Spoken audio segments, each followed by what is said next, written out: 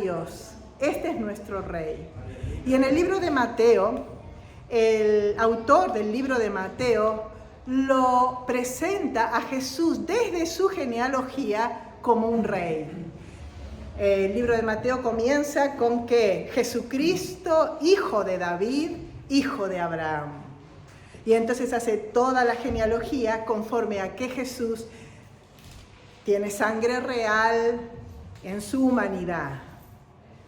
También está la genealogía de María en el libro de Lucas. Pero la característica del libro de Mateo es presentarnos al Rey, a nuestro Rey. Comenzando con la genealogía, luego los magos cuando fueron a Jerusalén a decir, ¿dónde está el Rey de los judíos que ha nacido? Su estrella hemos visto en el oriente y venimos a adorarle. Ya los reyes del oriente, diríamos los persas, lo que ahora es Irán, Irak y toda esa zona, vinieron a adorar al Rey. También sigue el libro de Mateo presentando a Jesús como un rey a través de Juan el Bautista. Arrepentíos, el reino de los cielos se ha acercado. Y así fue presentado Jesucristo en el libro de Mateo como un rey. Y este rey tuvo que pasar por tentaciones. Así como nosotros tenemos una humanidad que muchas veces está sometida a tentación. Y tentación puede significar dos cosas: una prueba misma de la vida, de dificultades, problemas en el trabajo, problemas de salud, problemas con la familia, o también una decisión que tengo que tomar de hacer lo bueno o lo malo. Tentación. Jesucristo pasó por esta etapa de tentación. Los que hemos estudiado doctrina sabemos que Jesús es 100% hombre y 100% Dios, divino y humano. Entonces, uno se pregunta, ¿qué tentación puede tener Jesús si no tiene una naturaleza pecaminosa? Jesucristo no tiene una naturaleza corrompida. Él es 100% hombre, inocente, como eran Adán y Eva. Él no tenía pecado en su ADN. ¿En qué iba a ser tentado? Porque en realidad nosotros sí que somos tentados, porque el mismo apóstol nos enseña que de nuestra propia concupiscencia somos atraídos y seducidos hacia hacer lo malo y a darle rienda a nuestra carne, como el pastor decía recién, ¿no? Nuestra carne, somos carnales, podemos ser cristianos, carnales o espirituales. Pero bueno, eso dice que lo va a predicar él. Vamos a ver. Y también va a predicar sobre el diezmo. Bueno, si le doy espacio. Vamos a ver.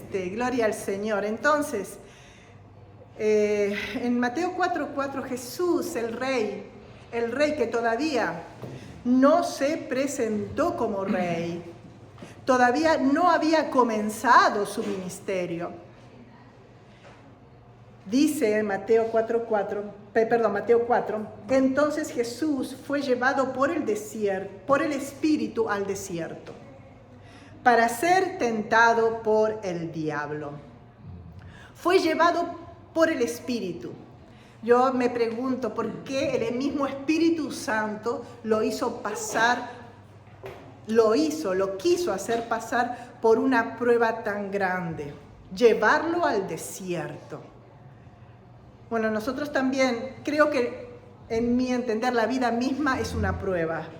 Si nosotros superamos esta vida con fe, si nos mantenemos con fe en medio de todos los problemas, como cantamos recién, de tribulaciones, de dificultades, mantenemos una fe firme en el Señor y firme en su palabra, hemos superado la prueba de la vida y nuestra fe, podemos decir como el apóstol Pablo, he acabado la batalla, he ganado y llegué. La vida diaria creo que es una prueba en la cual decidimos, ¿verdad?, adorar al Señor, hacer la voluntad de Dios o la voluntad de nuestra carne, que en verdad nos va a llevar a la aflicción y a problemas, en verdad. Pero el Señor Jesús quiere que seamos felices. viene a mostrarnos un reino de felicidad.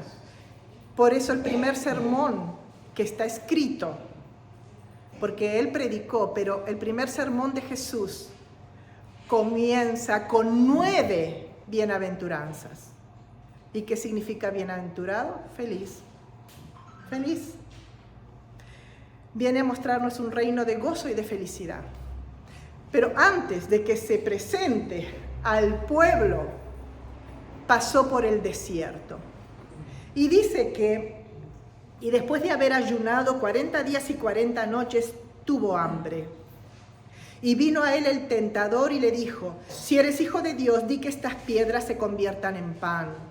Él respondió y dijo: escrito está, no solo de pan vivirá el hombre, sino de toda palabra que sale de la boca de Dios.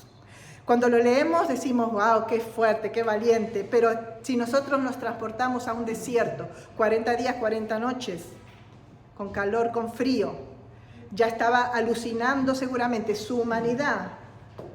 Podemos decir, bueno, tal vez el tentador, el mismo Satanás, se presentó como persona, o tal vez le invadió la mente diciendo: tú eres hijo de Dios, puedes esas piedras convertirlas en pan.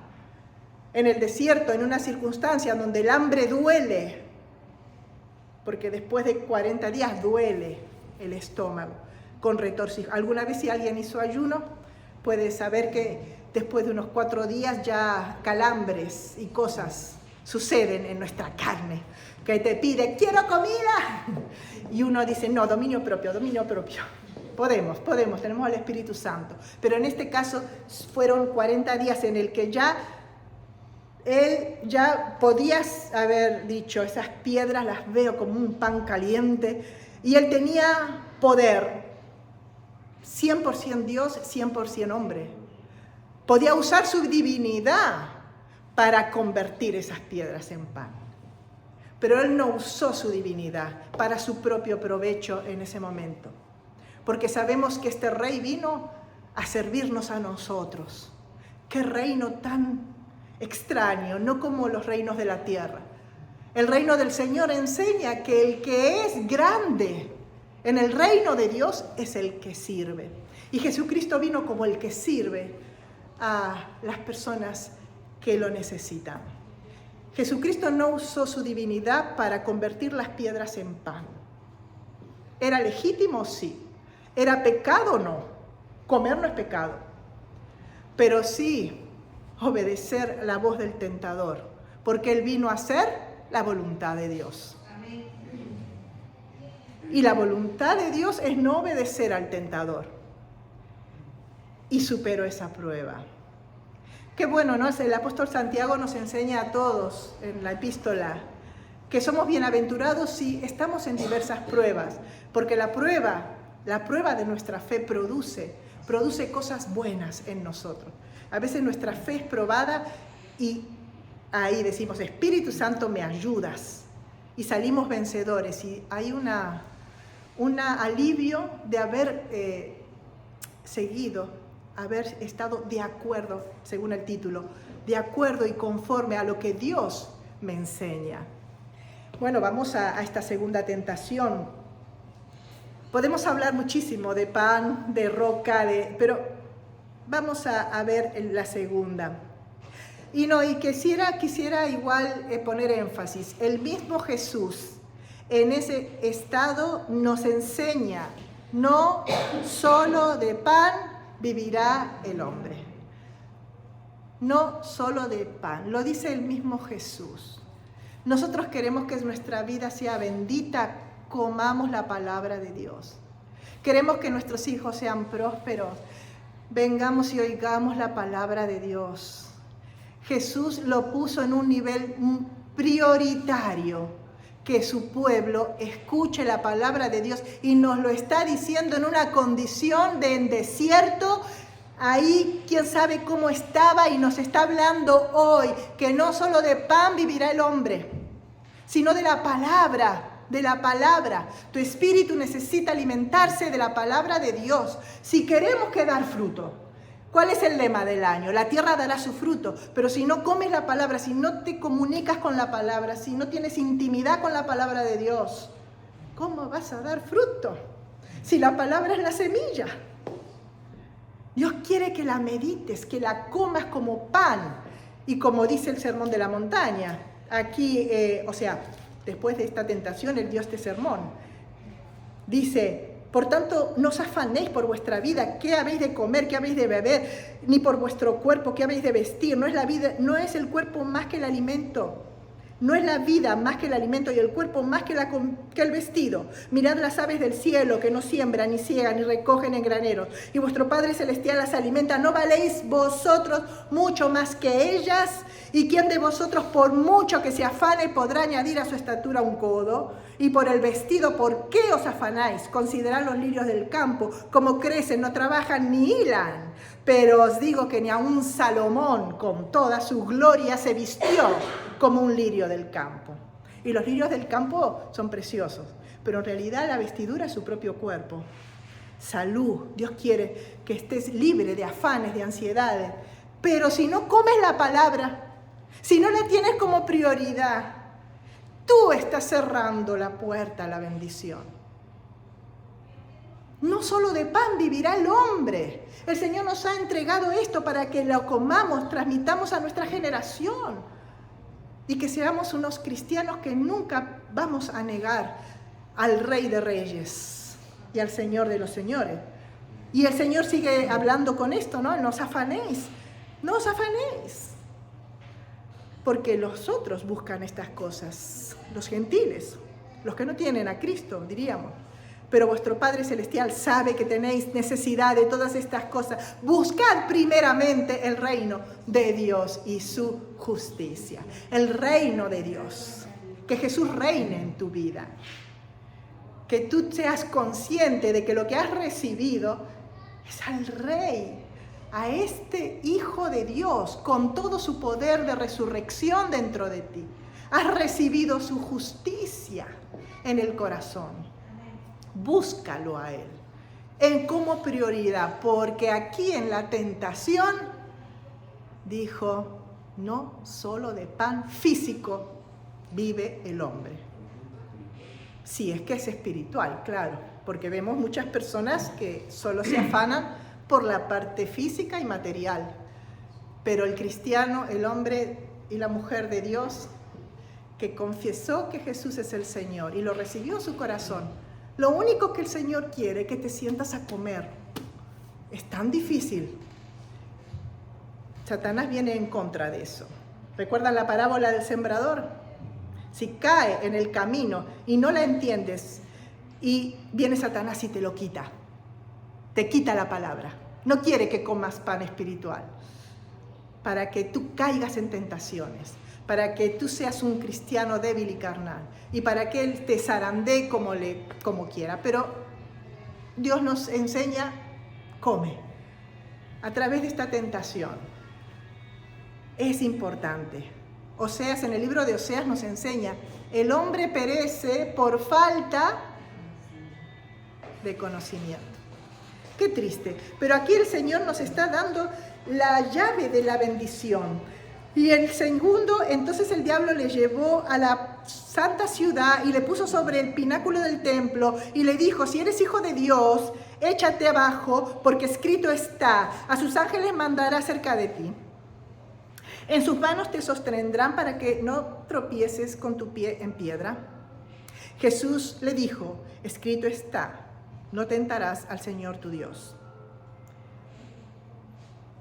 ¿Lo dice bien? ¿Lo leí bien?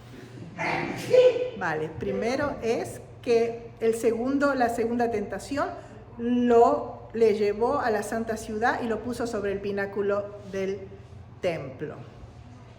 ¿Pudo Jesucristo estar en Jerusalén? O sea, el templo estaba ahí, donde se concentra casi toda la mayoría de las personas en el templo. Colocarse en el pináculo y decir, aquí está el Rey de Reyes.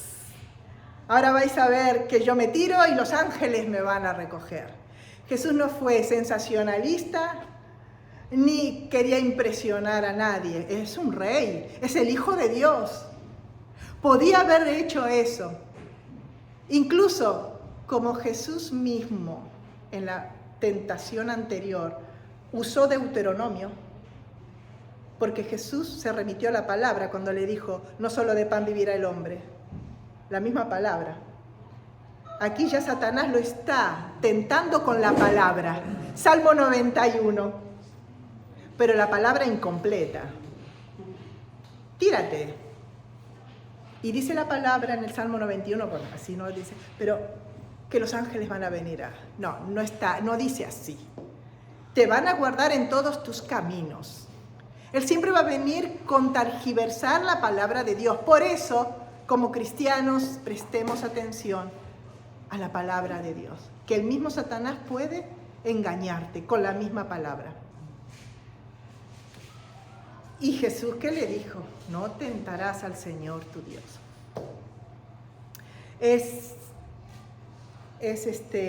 También lo remite, yo puse los versículos estos de Deuteronomios, pero después de Mateo, no sé si están ahí los versículos, lo remite a la ley de Moisés, porque sabemos que Jesús, aunque estamos leyendo el Nuevo Testamento, sabemos que Jesús nació bajo la ley, y Jesús tenía que cumplir la ley. Él era el único perfecto que lo hizo por nosotros. Y entonces Jesús le remite al diablo la palabra. Deuteronomios, la segunda ley. Levítico, Deuteronomio. Entonces ahí están los 3 versículos que creo que los va a poner ahí. La primera es esta, la del desierto. Te hice pasar hambre, ¿cómo dice? Si quieres leerlo.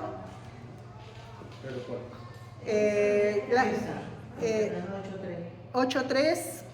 Y te afligió y te hizo tener hambre, y te sustentó con maná, comida que no conocías tú, ni tus padres la habían conocido, para hacerte saber que no solo del pan vivirá el hombre, mas de todo lo que sale de la boca de Jehová vivirá el hombre. Bien, eso es la primera tentación. Jesús le da la palabra. Lo mismo que hizo con Juan el Bautista, ¿verdad? Cuando dudó, ¿vieron qué importante es la palabra? Jesús se fortaleció con la misma palabra, y eso que Él es el verbo de vida, Él es la palabra hecho carne. Tremendo. Y nosotros aquí siendo ignorantes de estas escrituras. Y no le vamos a dar lugar al enemigo que robe la palabra de Dios de nuestros corazones. Vivamos en la palabra, comamos la palabra todo el tiempo, si es posible. Estamos en tiempos finales y su iglesia tiene que brillar. Y la única manera de brillar y dar fruto es recibir la palabra de Dios. Y el segundo Deuteronomio es la segunda tentación. No tentaréis a Jehová vuestro Dios, como lo tentáis en Masá. Ahí está, otra vez lo remite a la palabra. Y la tercera tentación. A Jehová tu Dios temerás, y a Él solo servirás, y por su nombre jurarás. Muy bien, entonces vamos a leerla ahora en Mateo. Otra vez le llevó el diablo a un monte muy alto y le mostró todos los reinos del mundo y la gloria de ellos. Y le dijo, todo esto te daré si postrado me adorares. Entonces Jesús le dijo, vete, Satanás, porque escrito está, al Señor tu Dios adorarás y a Él solo servirás. El diablo entonces le dejó y aquí vinieron ángeles y le sirvieron. Entonces lo llevó a un lugar alto y le mostró todos los reinos de la tierra. Y le dijo, si me adoras, te los voy a dar a ti. Y esto es una revelación que yo ya se lo dije varias veces. Aquí está la confirmación. Cristiano, iglesia de Jesucristo, que los reinos de la tierra están dominados por Satanás. Aquí lo dice, si tú me adoras, yo te los daré. El primer rey que existió fue Adán y Eva, que Dios les dio la autoridad para gobernar todo lo que ya estaba creado. Dios hizo la creación hermosa y les dijo ahora gobiernen. Pero ellos le entregaron el gobierno del mundo entero al tentador, a Satanás. El tentador agarró el gobierno del mundo entero y por eso, hasta el día de hoy, nunca hubo paz. Jamás. Y eso que la ONU, las Naciones Unidas, procuraron que haya paz. Jamás hubo paz. Él es el causante de guerras, de tribulaciones, de amarguras, de maldición, de todo en esta tierra. Pero Jesucristo viene a quitarle ya ese reino. Pero primero lo hizo en nuestros corazones. Por eso Jesús, lo dijimos el domingo pasado, yo quiero reinar en tu vida, pero el reino de Jesús no es un reino que oprime, que deprime, no es un reino que te reprime, que te controla entero. No, el reino de Jesús es un reino que te da libertad. ¿Quieres que yo reine en tu vida? El Espíritu Santo está en ti y se puede. Por eso el título. Si estás de acuerdo con mi reino es de gozo, de paz. Todo el sermón de la montaña, capítulo del 4 al 7, son las leyes del reino de Dios. El tentador le ofreció lo que es de él. Pero si me adoras. Jesucristo le dijo, al Señor tu Dios adorarás y a Él solo servirás. Y ahora cambia el tema de Deuteronomio por adoración. Ahora es una adoración. Ya no es miedo porque es un Dios castigador. Sí, es un Dios castigador del pecado, pero mi pecado fue castigado en el Rey de Reyes, en la cruz, en el Hijo de Dios. Por lo tanto, mi gratitud es tan grande que le adoro. No tengo otra cosa que hacer que rendirme y decir gracias, Rey. Gracias por haber hecho esa obra en la cruz por mí. Por lo tanto, Jesús podía haber adorado a Satanás y obtener el reino. Mentira, Satanás es un mentiroso. Él tenía que ir a la cruz para conquistarnos a nosotros y cargar la maldición. Ese era el orden, llevar nuestro pecado. Por lo tanto, Satanás es un imitador, quiere que lo adoren, desea que lo adoren. Y Jesús se negó, obviamente. Dios hizo la creación y todo lo hermoso y las montañas y el mar y todo para que le adores, para que sientas gratitud hacia un Dios, una adoración libre que nazca de tu corazón. Este es el reino de Dios. No te oprime, te da libertad. ¿Quieres que yo sea tu rey o no quieres? Entonces, luego de dar este tremendo tentación, cuando Jesús ya venció la tentación de usar su divinidad para desobedecer a Dios, ahora comenzó su ministerio. Comenzó, yo me lo imagino, gané, he vencido.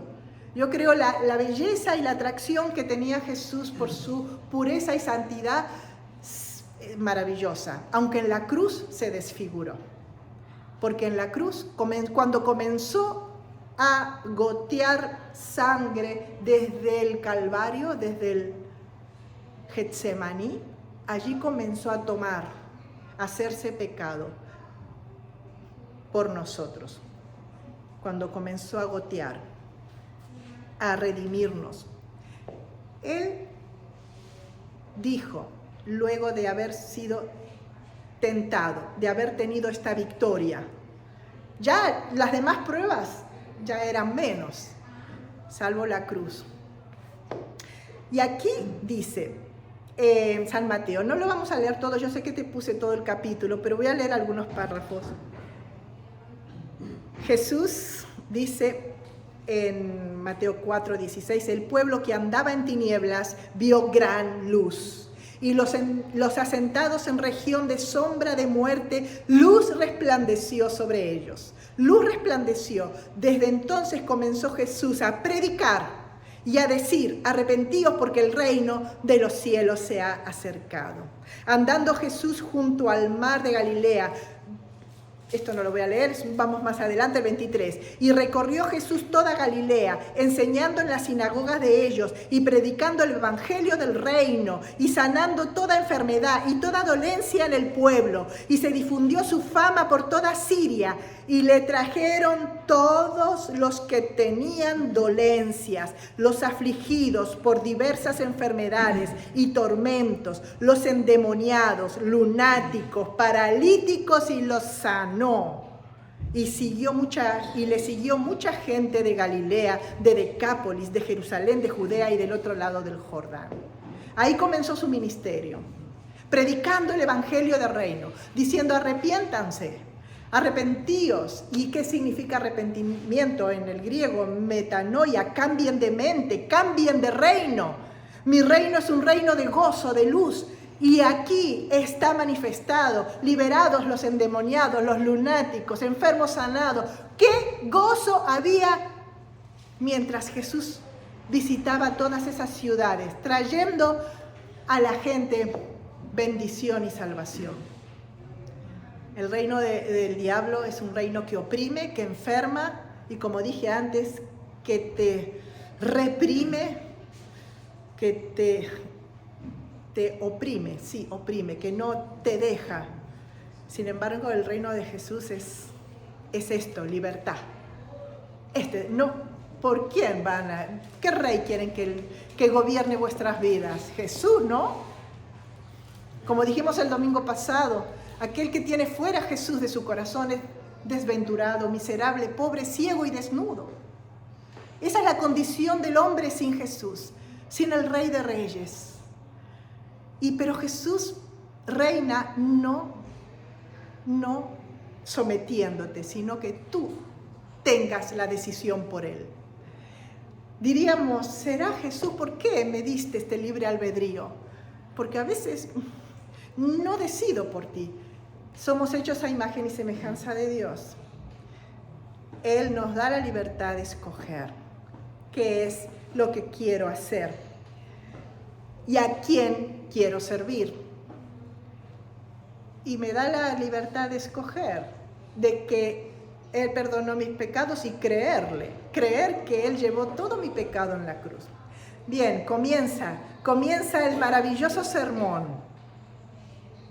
Ese sermón que tiene 9 bienaventuranzas.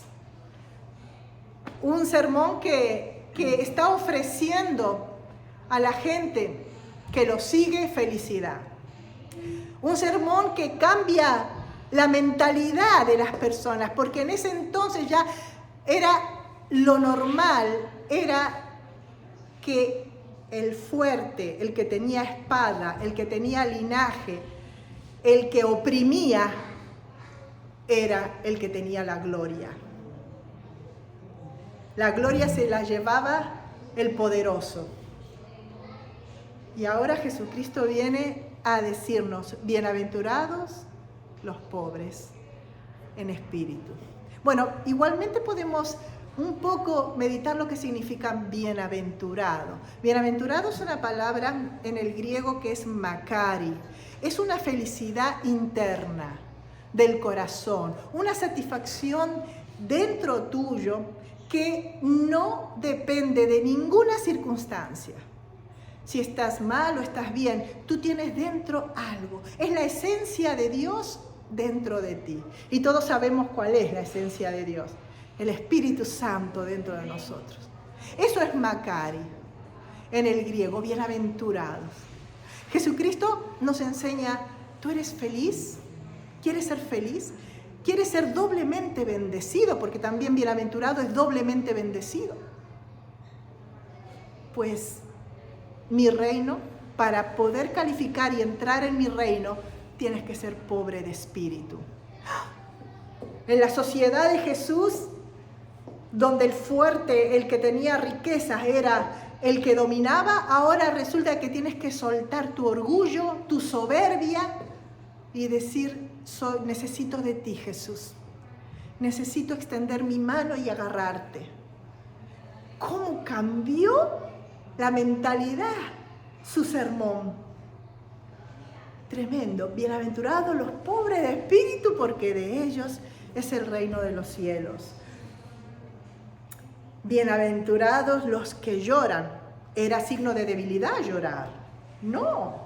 Y Jesús viene, el Rey de Reyes, a traernos un sermón y decirnos, si lloras, vas a tener consuelo. ¿Pero qué tipo de lloro? Porque hay gente que llora por ambición, porque quiere tener y codicia y esto. Como hay un episodio del hijo de David que lloraba porque quería estar con su hermanastra. Ese es un lloro feo. Pero el lloro, podemos predicar sobre el lloro, reconocer que necesitas, que eres pecador y que no quieres que el Señor te limpie. Pero lo más lindo es que recibirás consuelo. El martes trajo una palabra, José Enrique, lo del consuelo, ¿verdad? Qué bueno es que tenemos en todas nuestras tribulaciones, y si lloramos, tenemos al Paracletos, al Espíritu Santo, que nos consuela y nos ayuda mientras atravesamos el valle de lágrimas. Ese es el Rey que quiere estar contigo. ¿A quién vas a escoger? Bienaventurados los que lloran, porque recibirán consolación.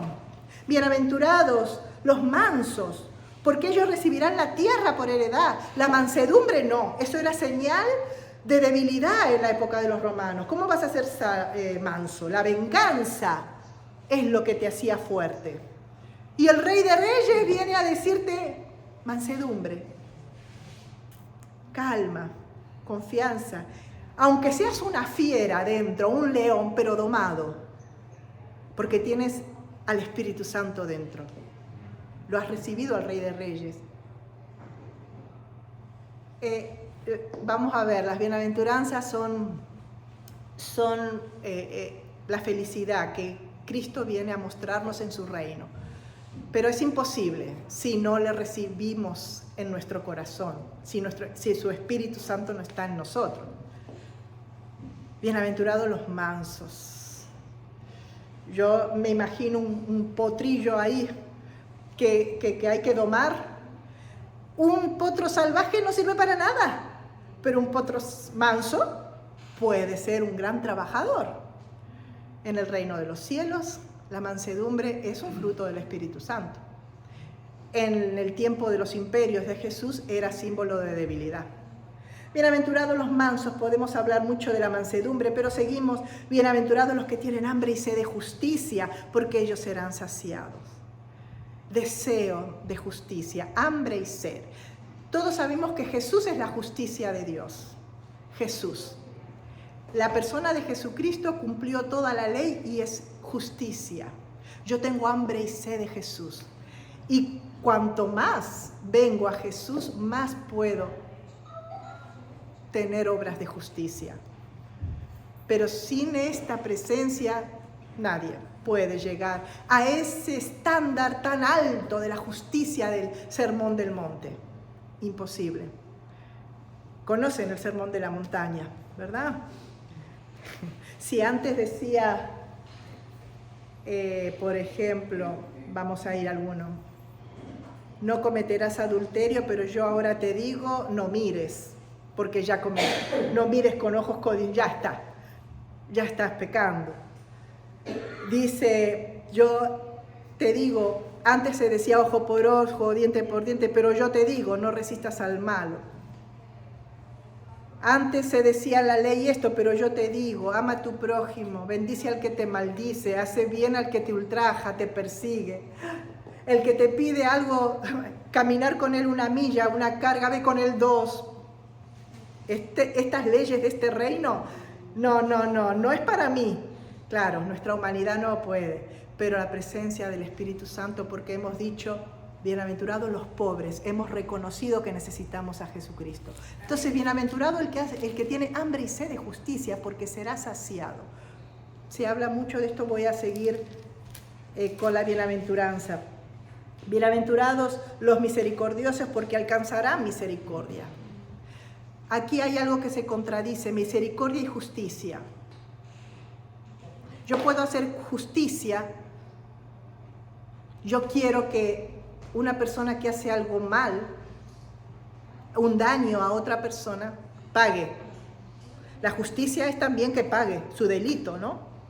Yo no voy a hacer misericordia. Aquel que me robó, ay, soy tan misericordiosa que no quiero que vaya a la cárcel. No, que vaya a la cárcel. O aquel que le hizo daño a mis hijos o lo que fuera. La justicia es justicia. ¿Cómo puedo yo? No es compatible con la misericordia. O una cosa o la otra. Bueno, es un tema un poco denso para explicar.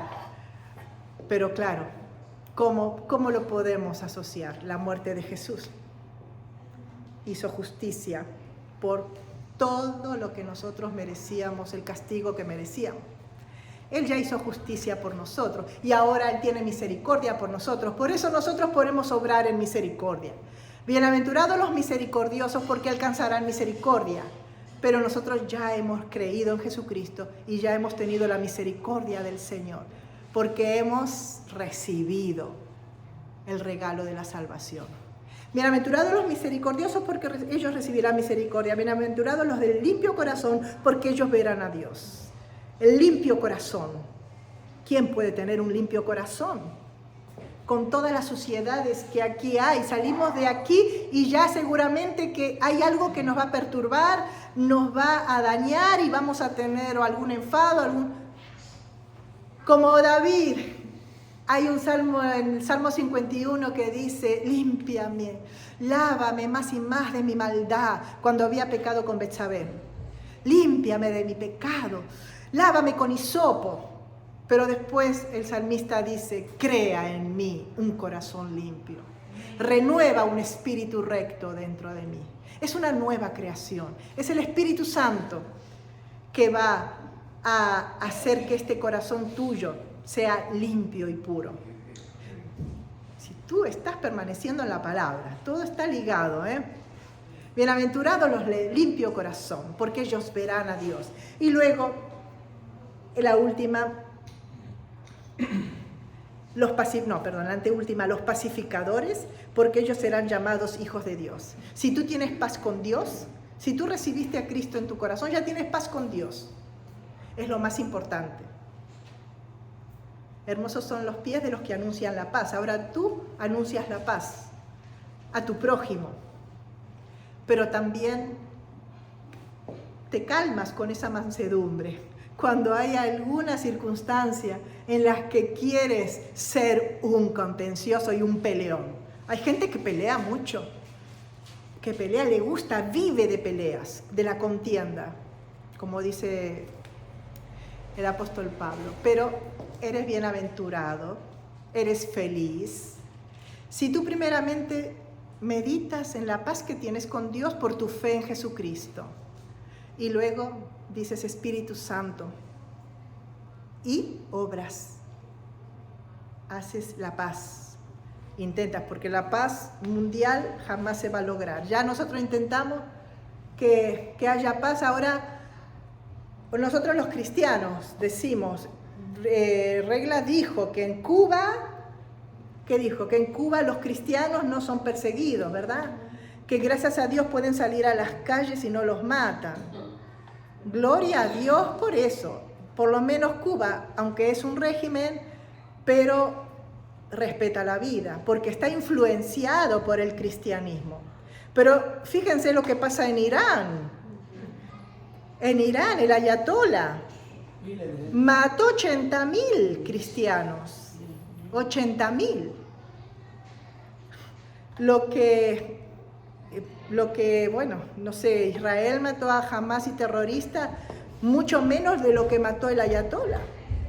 Y encima dice, por la revolución islámica vale la pena. Y si la mitad de mi población es cristiana o ejerce otra religión, tiene que ir a la muerte. No, 80 millones de habitantes tiene Irán, o sea que 45 millones. Gracias, Señor, porque vivimos en un país influenciado por el cristianismo. Esa es una opresión. Un país donde el cristianismo fuera. Si no, ese es extremistas. Son los que patrocinan y finanzan a Hamás, el terrorismo. Pero eso en las redes no se ve, no se habla, porque obviamente Jesucristo va a venir muy pronto y Satanás tiene dominadas los medios de comunicación. Eso no lo van a poner. Van a poner las cosas que Israel se defiende. Cristianos tenemos a un Salvador que vino de Israel. Y nosotros necesitamos orar por la paz de Jerusalén. Así se nos ha encomendado. Entonces, eso es el reino opresivo del diablo. Así que la bienaventuranza número 10, que es los que están padeciendo pastores, tanto iglesia católica como iglesia evangélica, son cristianos. Bienaventurados los que padecen persecución por causa de la justicia, porque de ellos es el reino de los cielos. Bienaventurados sois cuando por mi causa os vituperen y os persigan y digan toda clase de mal contra vosotros mintiendo. Gozaos y alegraos, porque vuestro galardón es grande en los cielos, porque así persiguieron a los profetas que fueron antes de vosotros. Estamos en tiempos ahora de persecución, pero el Macari, la bienaventuranza, es una felicidad interna, una satisfacción interna, que no importa la circunstancia en que estés viviendo, está ahí la presencia del Espíritu Santo. Y si te tienes que enfrentar algún día con uno de esos, va a ser un gozo tremendo no negar a Jesús, no negar a nuestro Rey y Salvador. Vamos a hacer una oración, aleluya, para terminar este momento. Vamos a orar. Si alguien quiere recibir a Jesús en su corazón, puede